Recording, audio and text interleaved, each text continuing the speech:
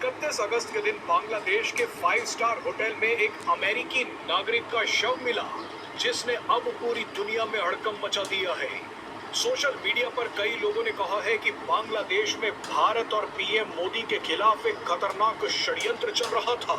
कई लोगों ने तो यहां तक दावा कर दिया कि रूस की खुफिया एजेंसियों ने एक सीक्रेट ऑपरेशन में इस अमेरिकी नागरिक को निपटा दिया, क्योंकि इस पर सीआईए का एजेंट होने का शक था। आपको बता दें कि ये दावे सोशल मीडिया पर किए जा रहे हैं, ये काल्पनिक भी हो सकते हैं, लेकिन ये खबर 100% सच है कि एक अमेरिकी नागरिक की रहस्यमयी परिस्थितियों में बांग्लादेश के होटल में मौत हो गई। लेकिन उसके बाद जो हुआ वो आपके होश उड़ा देगा। दरअसल पीएम मोदी 31 अगस्त को चीन के दौरे पर थे। उसी दिन ढाका के एक 5 स्टार होटल में अमेरिकी नागरिक टेरेंस अर्विन जैक्सन की डेड बॉडी मिली। अब 31 अगस्त को पीएम मोदी का चीन में होना और उसी दिन अमेरिकी एजेंट का बांग्लादेश में मारा जाना एक इत्तेफाक भी हो सकता है।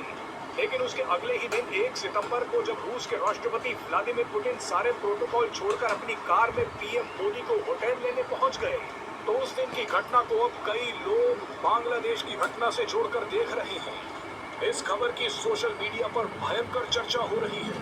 कई लोग तो यहाँ तक दावा कर रहे हैं कि बांग्लादेश में मारा गया टेरेंस अर्विन जैक्सन बांग्लादेश में भारत, पीएम मोदी और रूस के खिलाफ षड्यंत्र कर रहा था और इसकी भनक रूस की खुफिया एजेंसियों को लग गई।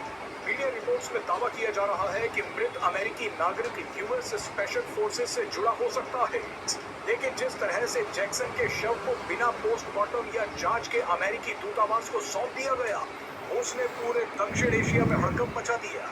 इस घटना के बाद कई सवाल उठाए जा रहे हैं। सवाल ये है कि क्या जैक्सन सीआईए और डीप स्टेट का एजेंट था? क्या जैक्सन बांग्लादेश में भारत के खिलाफ जासूसी का नेटवर्क बना रहा था? और क्या जैक्सन भारत और पीएम मोदी को नुकसान पहुंचाना चाहता था? ये सवाल इसलिए उठ रहे हैं क्योंकि जिस तरह से जैक्सन के शव को चुपचाप अमेरिकी दूतावास को सौंप दिया गया, उसने भारतीय खुफिया एजेंसियों को भी सतर्क कर दिया। रिपोर्ट्स के मुताबिक भारतीय खुफिया एजेंसियों ने इस पूरे मामले पर चिंता जताई है। भारत ये जानना चाहता है कि जैक्सन बांग्लादेश में किससे मिलने आया और कहां गया था। बांग्लादेश में हाल के राजनीतिक बदलाव और इस इलाके में अमेरिका की बढ़ती मौजूदगी ने भारत की चिंताओं को और भी ज्यादा बढ़ा दिया है। भारतीय एजेंसियों को शक है कि जैक्सन की मौजूदगी का संबंध बांग्लादेश म्यांमार बॉर्डर पर चल रही एक्टिविटीज से भी हो सकता है। हो सकता है कि जैक्सन भारत के नॉर्थ ईस्ट राज्यों को अस्थिर करने के लिए एक जासूसी नेटवर्क बना रहा था। हो सकता है कि जैक्सन बांग्लादेश में रूस के हितों को भी नुकसान पहुंचाने की कोशिश कर रहा हो, क्योंकि कुछ दिन पहले ही बांग्लादेश के एयरपोर्ट पर भयंकर आग लगी थी और इस आग में रूस को भारी नुकसान हुआ था। रूस को क्या नुकसान पहुंचा उसके बारे में आपको बताते हैं, लेकिन उससे पहले आप इन चीजों को गौर से देखिए जो पूरे षड्यंत्र को और भी ज्यादा गहरा कर देते हैं। जैक्सन से पहले भी अमेरिका के पूर्व राजदूत पीटर हास भी बार बार बांग्लादेश की यात्रा पर आए। पीटर हास पिछले 1 साल में 6 बार बांग्लादेश के दौरे पर आए। हैरानी की बात देखिए कि पीटर हास ने 5 अगस्त को कॉक्स बाजार में ऐसे ग्रुप के नेताओं से मुलाकात की जो बांग्लादेश के हालिया राजनीतिक आंदोलन से जुड़े थे। आपको बता दें कि बांग्लादेश के कॉक्स बाजार में ही रोहिंग्या शरणार्थियों का सबसे बड़ा कैंप है। जैक्सन और पीटर हास के अलावा बांग्लादेश के चिटगांव में अमेरिकी सैनिक भी पहुंच गए। ये सब मिलकर बांग्लादेश में अमेरिका का एक मजबूत खुफिया नेटवर्क तैयार कर रहे थे। जैक्सन तो मारा गया, लेकिन उसकी टीम शायद अभी भी बांग्लादेश में एक्टिव है। तभी शायद बांग्लादेश में एक रहस्यमयी हादसा हो गया।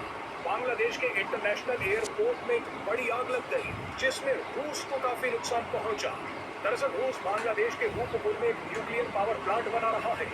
इस पावर प्लांट की पहली यूनिट दिसंबर तक शुरू होनी थी। इसी प्लांट से जुड़ा सामान बांग्लादेश के एयरपोर्ट में रखा था, लेकिन अचानक आग लगी और रूस का सारा सामान जलकर राख हो गया।